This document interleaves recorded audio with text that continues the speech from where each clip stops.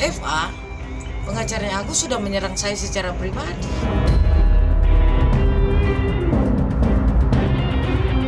Jadi ini adalah upaya Novi untuk mempermalukan Agus. Juga sejak awal kan fokusnya meminta gitu loh, upaya damai yang dikedepankan, upaya mediasi yang didahulukan.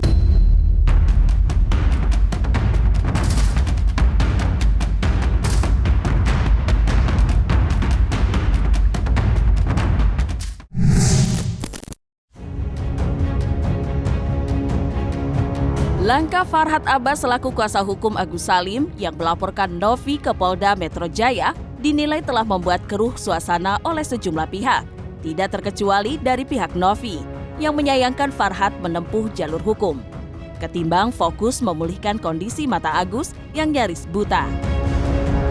Berbagai serangan yang dilancarkan Farhad membuat pihak Novi dikabarkan siap mengambil langkah tegas.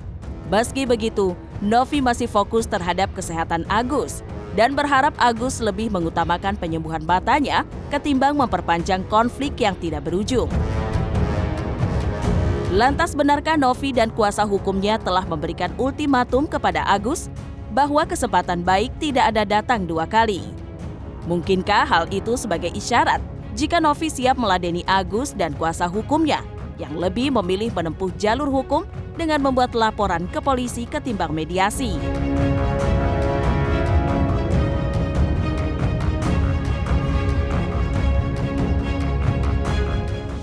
Ini tidak lagi tentang Novi dan Agus nih, ya. Ada katakanlah saya bilangnya pihak ketiga, yaitu pengacaranya Agus yang membuat manuver-manuver di media yang pada akhirnya keluar daripada substansi, menyerang Novi, menyerang pribadinya Novi. Semua dibongkar, masa lalunya Novi dibongkar, yang saya rasa ini bentuknya tuduhan ya. Kamu ini pengacara atau dai gitu. Jadi kayak pengen banget menggebu-gebu memenjarakan klien saya. Anda ini sudah mengambil kewenangan polisi, mengambil kewenangan jaksa, mengambil kewenangan hakim. Pengacara FA, pengacaranya Agus sudah menyerang saya secara pribadi. Secara kode etik sudah salah menyerang klien saya dan menyerang saya secara pribadi. Secara pidana sudah masuk unsurnya. Ngapain? Apakah kalian tidak punya jurus-jurus ilmu hukum lagi sehingga melakukan ad hominem penyerangan pribadi? Come on, sekolah di mana Anda? Dan Novi berharap Agus mau berobat, tetap berobat, dan dengan tangan terbuka akan diobati. Percayalah. Dan kepada orang-orang yang menghalangi Agus, tolong pakai hati. Kita kemanusiaan lebih kita tinggikan daripada keegoisan. Pesan saya buat Agus cuma begini. Kesempatan cuma satu kali. Hidup pun kita cuma satu kali. Ya, Mbak Novi tidak pernah marah sama Agus sama sekali, dan Mbak Novi berharap Agus kembali berhubungan dengan Mbak Novi dan kita sama-sama mengobati mata Agus. Saya mengajak Mas Agus untuk kembali ke Mbak Novi. Kalau untuk perseteruan dengan pengacara Mas Agus kita singkirkan terlebih dahulu, karena yang kita bawa ini adalah kemanusiaan. Jadi ini adalah upaya Novi untuk mempermalukan Agus dengan harapan agar masyarakat menjadi kisruh, seolah-olah kalau membantu secara pribadi tidak benar, harus lewat yayasan. Padahal di yayasannya Novi kalau membuka 3 hari donasi, sisanya adalah untuk operasionalnya dia di ODGJ. Nah, jadi kami meminta agar diaudit yayasan tersebut. Kita minta ditanyakan legalitas apakah yayasan orang gila ataupun yayasan anak-anak terlantar itu bisa mengurus donasi buat orang buta. Apakah dia harus mengurus mulai dari kecil sampai besar segala tetek bengek sehingga dia menjadi kontrol sosial untuk penggunaan dana tersebut? Kemungkinan besar kami akan melakukan upaya hukum juga. Agar apa? Agar orang-orang yang mendapat informasi, mencari informasi, terus juga menyampaikan hal-hal yang menurut saya ini kurang elok. Apalagi tadi saya lihat tuh di YouTube, ini ada perkara walaupun SP3, sudah tahu di SP3 masih diomongin juga. Nah, ini percayalah nih, ini sahabat saya ini benar-benar kelihatannya sudah oversight ya, udah oversight ya. Ini berpotensi ya, dia ini akan menghadapi permasalahan hukum ya, yang benar-benar akan membuat dia nanti dalam kondisi yang sulit gitu. Silakan Novi lapor ke Dinsos, ya silakan lapor, jangan banyak ngomong. Gitu. Apakah ini akan membuat haknya Agus hilang gara-gara Agus dapat uang? Silakan, saya tantang. Jangan ngomong-ngomong mau lapor Dinsos, tapi dia nggak lapor, tapi uangnya orang dikuasai. Ya, kita tahulah trik-trik orang, gertak-gertak orang. Dulu kamu mengelola uangnya orang buta, orang anak kecil nggak ada yang komplain, orang gila nggak ada yang komplain. Tapi ini ada para tabas pembela kaum lemah yang membela mereka. Ya. Sekarang dia menggiring uang obat. Padahal dulu kan uang untuk boleh beli rumah kos, boleh untuk kehidupan dia. Namanya dia nggak ada penghasilan lagi. Jadi Novi mencampuri donasi sukarela orang dengan cara-cara yang tidak benar, dengan cara-cara yang licik yang mempermalukan keluarga ini. Sekarang inilah prosesnya dan tunggu akibatnya.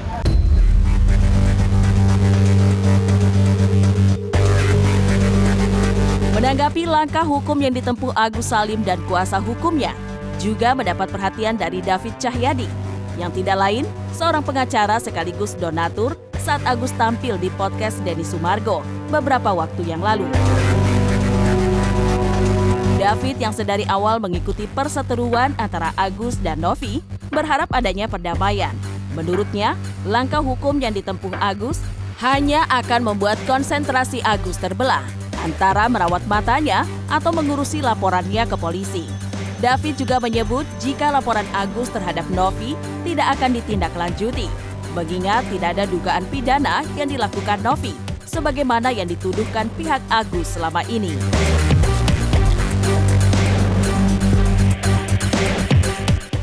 Novi itu siap untuk yayasannya dilakukan audit. Karena memang yang saya waktu itu lihat pun, ini saya secara pribadi ya, itu uangnya dalam keadaan utuh kok, tidak dipergunakan lain selain daripada pada saat itu permintaan Agus untuk pengobatan mata. Saat itu yang ditagihkan berbentuk bill dari pihak Agus, berbentuk tagihan rumah sakit dan langsung direimburse atau dibayarkan oleh pihak yayasan.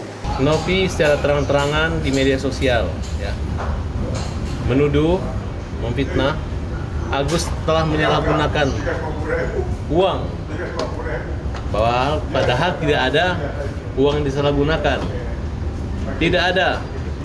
Itu hanya ketakutan dan fitnah dia aja. Uang 1,3 miliar ada di dia. Dan tanggal 10 itu sudah dikembalikan. Itu pun tidak ada. Itu tidak ada wewenang dan hak daripada Novi untuk menguasai uang itu. Tidak ada amanah. Sehingga laporan kemarin terpecah.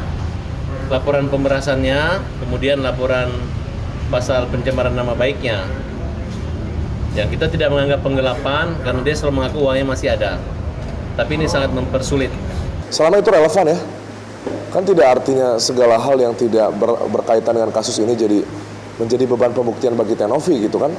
Itu secara logika umumnya lah. Salah. Pak Novi bilang saya pakai uang 100 juta. Nah, itu sebenarnya saya nggak merasa pakai uang 100 juta. Yang diterima awal berapa? Itu hanya anaknya, Agus saya, membantu. Kalau waktu kejadian saya lagi di rumah sakit Keramat Jati. Inilah prosesnya dan tunggu akibatnya. Ya itu memang tahap kepolisian yang seperti itu. Kalau kita melapor, pada saat itu kita pertama-tama konsul dulu ke Reskrim, setelah itu diterima laporan polisinya, ya nanti kita tunggu panggilan untuk diminta keterangan sebagai saksi atau sebagai pelapor gitu kan. Ya yang disebut penggelapan itu kalau misalnya kita bicara penggelapan, kita mengacu kepada Undang-Undang Pasal 372 KUH Pidana. Itu ada unsurnya tuh. Itu kan hukum itu kan kita bedah unsur per unsur. Barang siapa dengan sengaja melawan hukum memiliki. Saat ini kan yang dilakukan adalah menguasai bukan memiliki, karena uangnya dalam keadaan utuh, tidak berkurang sepeser pun, tidak kurang 1 sen pun selain daripada pengobatan matanya Agus yang ditagihkan oleh Agus sendiri gitu. Nah, kalau misalnya saya secara praktisi hukum pun saya berpendapat ya bahwa dalam hal ini tidak dapat dikenakan penggelapan. Kenapa? Bahwa pada saat berpindahnya uang dari rekening Agus ke rekeningnya yayasan, itu karena ada kata sepakat tuh. Sepakat bahwa apabila nanti Agus memindahkan uang ke rekeningnya yayasan itu, maka pihak yayasan akan membayarkan seluruh tagihan rumah sakit, kan itu bunyinya. maka menurut saya itu lebih condong kepada unsur keperdataannya. Kecuali dapat dibuktikan bahwa pihak Tenovi mempergunakan uang daripada uang donasi yang diserahkan dari Agus ke yayasan tanpa seizin dan tanpa yang berkaitan tentang pengobatan mata, mungkin itu. Ya itu haknya Agus, cuman saya kan hanya menyarankan hal yang pada umumnya, bahwa kalau ini kan yang sebenarnya yang diutamakan kan bukan berkonflik, tapi untuk kesembuhan matanya Agus kan. Jadi untuk apa kita sekarang sibuk berkonflik yang pada saat itu yang sepengetahuan saya itu hari Jumat itu 25 Oktober itu seharusnya Agus itu berobat. Tapi faktanya Agus bukannya berobat gitu kan, tidak berobat gitu, dan itu sudah diingatkan berulang kali dari pihak Tenovi agar Agus segera berobat, tapi kan tidak, malah sekarang yang kita lihat Agus daripada sering ke rumah sakit, malah yang kita lihat nih, malah Agus lebih sering ada di podcast gitu dan ada di di medsos gitu. Yang saya nggak tahu nih kalau secara medis apakah ada pengobatan mata ini harus dilakukan segera mungkin atau tidak gitu kan.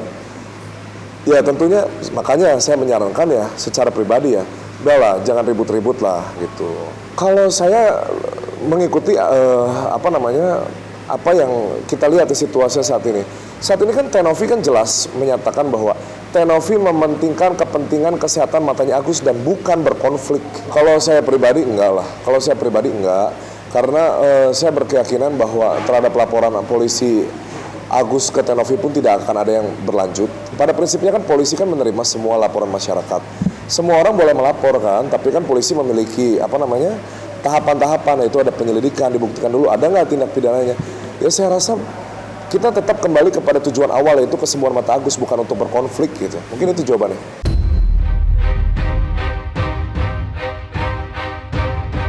Tidak dipungkiri, perseteruan panas yang terjadi antara Agus Salim dan Novi terkait uang donasi senilai 1,3 miliar mendapat perhatian luas dari publik. Sejumlah kalangan juga ikut berkomentar. Salah satunya pengacara senior Deolipa Yumara yang turut buka suara menyayangkan sikap Agus yang memilih melaporkan Novi. Menurutnya, apa yang dilakukan Novi merupakan kegiatan sosial dan kemanusiaan yang seharusnya tidak perlu dibawa ke ranah hukum. Lantas bagaimana baiknya langkah yang harus ditempuh Novi dalam menghadapi laporan yang dibuat Agus dan pengacaranya? Jadi Novi ini dilaporkan oleh Agus macam-macam pencemaran, penggelapan, penipuan, apalagi semua pasal KUHP mau dimasukin. Ya ini menurut saya sih ini tindakan yang berlebihan, sangat berlebihan. Soalnya ini kan persoalan tolong menolong, dan memang dari awal tolong menolong ini jauh dari unsur pidana. Artinya tidak ada unsur pidana yang dikedepankan yang terjadi. Mungkin juga Novi juga nggak mau niat melakukan tindak pidana kan. Kemudian Agus juga sama. Nah, ini lebih persoalan tolong menolong secara sosial, jadi jauh dari pidana. Nah, kalau kemudian ada orang yang berprasangka buruk, oh si Novi ini begini, dia diduga melakukan ini, ini kan tergantung sudut pandangnya ya. Tapi sebaiknya nggak usah jadi persoalan kriminal, nggak usah jadi persoalan pidana. Karena ini jauh dari pidana, ini persoalan sosial gitu. Nggak, jadi persoalan sosial tentu diselesaikan secara hubungan sosial juga. Novi nggak usah tolong Agus lagi, kan selesai. Jadi Novi udah selesai, nggak usah lah itu menolong Agus. Buat apa? Orang yang ditolong juga nggak mau ditolong, buat apa juga nanti malu-maluin kan? Gitu. Makanya lebih baik Novi itu selesai aja urusan dengan Agus, titik, close gitu kan. Kemudian bagaimana uang yang ada di Novi? Uang ada di Novi di rekening yayasannya. Uang itu kan uang donatur, uang dana sosial. Ya diserahkan aja kepada Kementerian Sosial, dititipkan terlebih dulu di sana. Kalau donatur mau ngambil lewat Kemensos silakan diambil. Begitu. Lewat apa? Donatur menunjukkan nih rekening apa? Kami mentransferkan, ada bukti transfer itu, tunjukkan ke Kemensos begitu. Kemudian kalau nggak mau diambil juga ya oleh Kemensos, uangnya dipakai buat apa? Buat kepentingan sosial lainnya. Tapi harus transparan begitu. Jadi Novi udah selesai urusan dengan Agus, udah nggak usah dipikirin kalau orang yang mau ditolong tapi nggak mau kita mau nolong tapi yang ditolong nggak mau mau terima pertolongan, ya jangan ditolong gitu. Nah, uangnya kasih ke Kemensos untuk dititipkan. bisa dikembalikan ke donatur, habis itu bisa juga dipakai untuk kepentingan sosial yang lain. Ya sebenarnya sih nggak mendadak ya, karena ini sempat juga saya utarakan minggu lalu gitu, seperti itu. Karena ada beberapa hal ya terkait perbedaan juga dengan Farhad Abbas, juga sedikit konflik ya dengan Agus seperti itu gitu loh. Jadi terkait dengan perbedaan pendapat atau langkah-langkah hukum yang dilakukan dengan Farhad Abbas ini memang sepertinya sulit disatukan gitu loh ya, seperti itu. Karena bagaimanapun ya saya juga punya prinsip dan harus yang saya pegang teguh, karena bagaimanapun ini menyangkut klien ya, ke depan akan seperti apa. Sedangkan klien saya ini, Mas Agus ini awalnya memang saya yang tangani gitu. Jadi itulah tanggung jawab yang akhirnya berbenturan dengan kemauan Bang Farhad gitu, seperti itu gitu.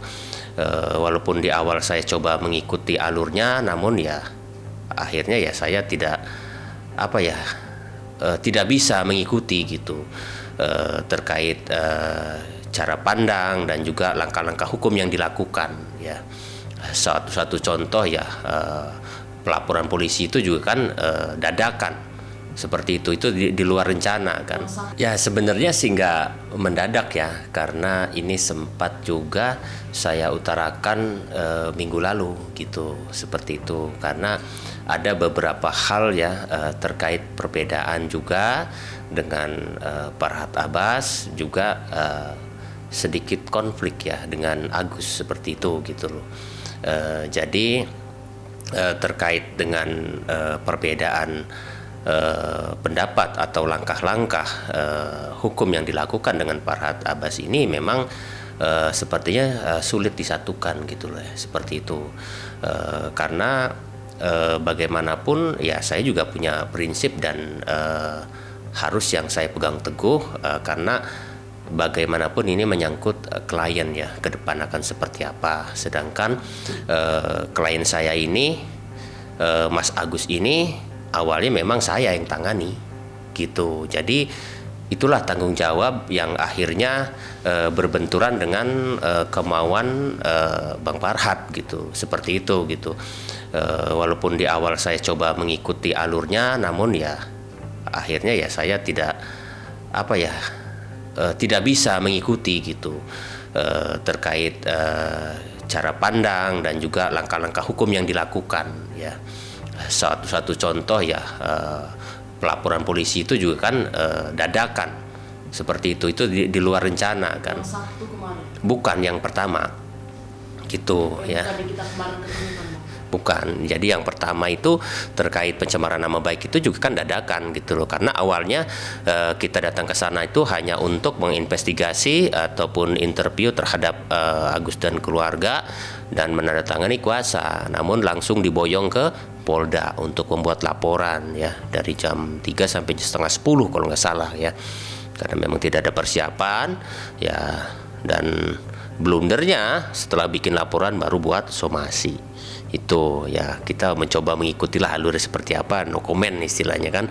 Nah di sisi lain terkait Agus ya, yang awalnya dia apa-apa ke saya, bahkan kita juga buat grup kan, terus curhat ke saya, malam pun kalau ada apa-apa telepon ke saya, belakangan ini justru tidak gitu ya. Bahkan dia juga sejak awal kan fokusnya meminta gitu loh, upaya damai yang dikedepankan, upaya mediasi yang didahulukan gitu, seperti itu. Karena dia merasa bahwa dia itu sudah berdamai gitu awalnya pada saat podcast di Denny Sumargo gitu. Cuma yang dia sesalkan kenapa dari pihak Teknopi ini masih merepost, terus bulian netizen makin banyak seperti itu. Jadi itu sebenarnya yang jadi keluhan gitu loh. Artinya penyelesaiannya harusnya lebih dikedepankan bagaimana mempertemukan atau membuat komitmen kedua belah pihak ini untuk saling berkomitmen dari sisi Teknopi. Tidak ada lagi repost atau mencoba mengklarifikasi di media ya agar tidak jadi pembulian terhadap keluarga Agus gitu loh. Dan begitu juga Agus sebenarnya terkait dana yang sudah di Teknopi itu nomor 2 bagi Agus gitu loh. Jadi itu tidak jadi fokus utama, namun yang penting dia tidak dibully dengan oleh netizen terhadap dia dan keluarganya seperti itu gitu. Tapi yang saya harapkan pengacara NP juga harus berimbang, dan memang ini kasus mestinya mengindahkan sebelum saya kemarin meledak-ledak juga saya menyampaikan hal-hal yang baik sebetulnya. Dan begini ya, kemarin saya juga kan ada juga yang saya sayangkan, pengacara sebelah itu ada meme yang mengece gitu kan, sekolah di mana bro gitu kan, jadi menganggap kami ini orang-orang yang bodoh gitu kan. Jadi pengacara sebelah menganggap kami ini adalah termasuk Bang Farhat, kami segala macam, dan mereka selalu menyampaikan ini tidak akan sampai lidik ini segala macam ya, jadi jangan disampaikan ke publik lah ya. Ini juga dalam proses hukum juga kita sama-sama harus saling menghormati. Nah, ketika ada orang yang menyampaikan, wah saya juga kalau ini tidak sampai lawyer, saya nggak nanggepin gitu kan. Ya, rekan sejawat saya yang menantang mau gantung toga, saya nggak nanggepin gitu kan. Saya yakin mereka orang-orang baik kok.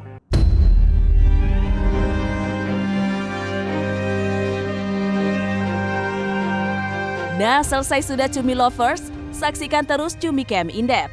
Kabar lengkap, mendalam, dan akurat dari narasumber terpercaya. Dan jangan lupa untuk like, subscribe, dan juga share channel YouTube Cumi Cumi.